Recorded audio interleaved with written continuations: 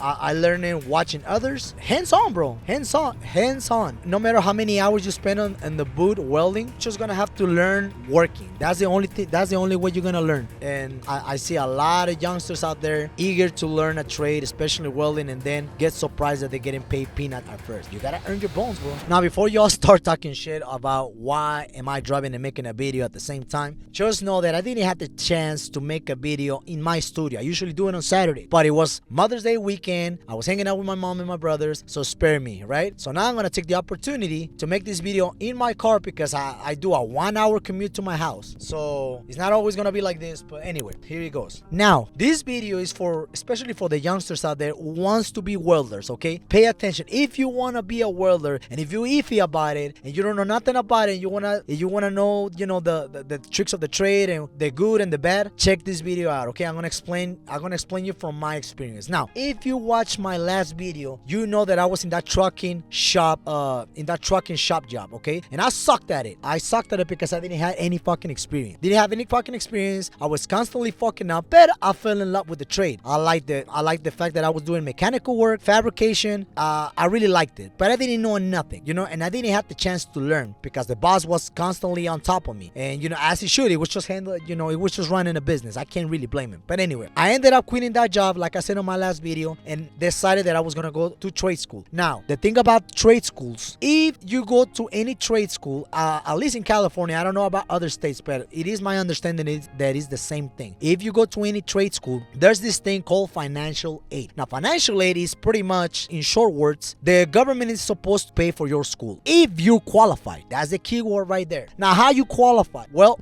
pretty much you have to be either unemployed or you gotta be in a really low income bracket. And I really mean low income bracket. Now, back then I was making $9 an hour and they were paying me not under the table, but they were paying me cash. I was depositing those cash into my bank account, so I was able to prove my income, which I thought it was short. It is short, $9 an hour. This was back in 2012. So I was making an average of four grand a month because I was doing long hours. I wasn't getting paid overtime, but I was getting paid for every hour that I worked. So if you put all together, I was making like 9 grand.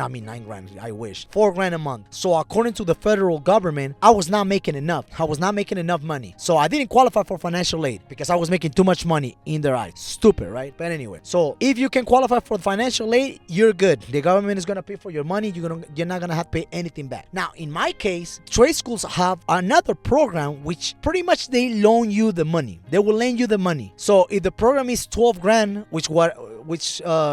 that's how much it was back then, they will loan you the money and you will pay them back 6 months after you graduate, month to month, over the course of 10 years. So I took that opportunity, right? So I took that program and I started going to trade school. Listen, man, if you're iffy about it, don't even do it. Don't even do it because you're gonna commit yourself financially to learn a trade. So you better be dedicated to that trade and you better decide by then if you want to do that for a living because you're gonna pay it back if you're in my shoes, right? I already made up my mind. So I started going to school and the schedule was from 4 to 9:30 p.m. I had to go from 4 to 9:30 p.m. It was 900 hours, which is 9 months, assuming that you're going every day. And I started going, right? I started going to school, and a month right after I started going to school, I was lucky enough to get a job as a welder, as a helper in Chula Vista, San Diego. Now, lucky for me, in that job, and this is where I have most of my stories, and this is where I learned most of the things when it comes to welding from that job. But in that job, from day one, they put me to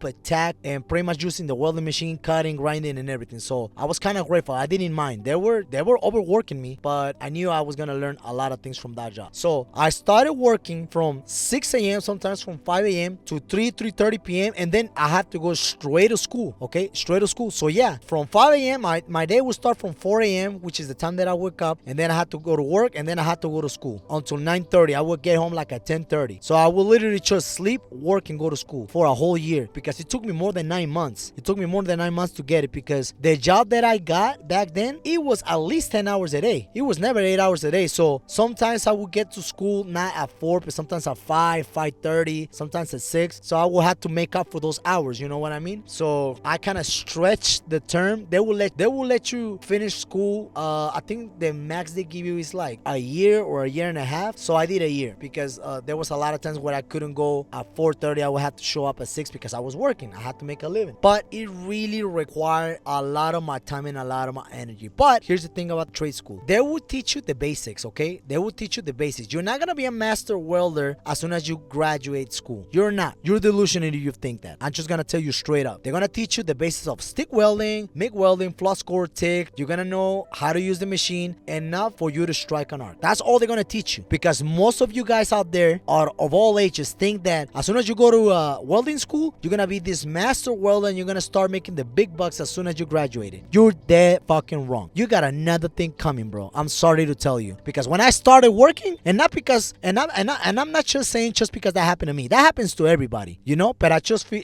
you know, I'm telling you my experience. But this happens to everybody, and I'm just telling you, just so you know. But when I started, when I got that job, the one that I'm telling you that I started as a helper, I started with $14 an hour. $14 an hour. Again, I didn't mind because I didn't know shit. So that's what I deserved, right?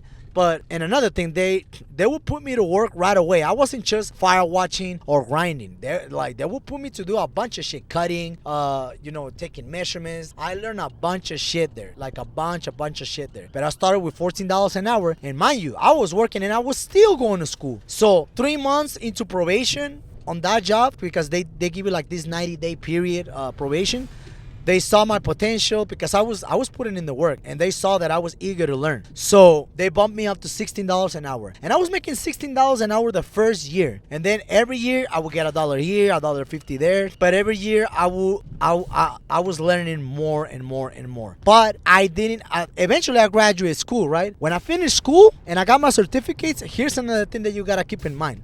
No matter how many welding certs you get at school, whatever industry that you go to, in my case the shipyard industry, every company that you work for, they're gonna certify you through their own procedures. So let's say you got an AWS welding procedure that you got at school, or you got your certs at stick, you're certified to do flux core, because you can get those certs at school. They don't mean shit there. The only thing that proves is that you went to school and you know how to weld. But you're still gonna have to get their own certifications to pass their own welding test, you know? And those welding tests sometimes are not the same welding tests that you do at school. So keep that in mind. So if you think that you're gonna get out of school with all your welding certs and you're gonna get the big bucks, that's not how it works. You're gonna start from the bottom. Which, if you ask me, in my opinion, any welder, no matter how new he is, any welder that can strike an arc, that can weld a bead, should not be making anything less than $28 an hour. Because the simple fact that you can weld, the simple fact that you're able to run a bead and join two pieces of metal together, that's a whole skill right there. You can't just hire a guy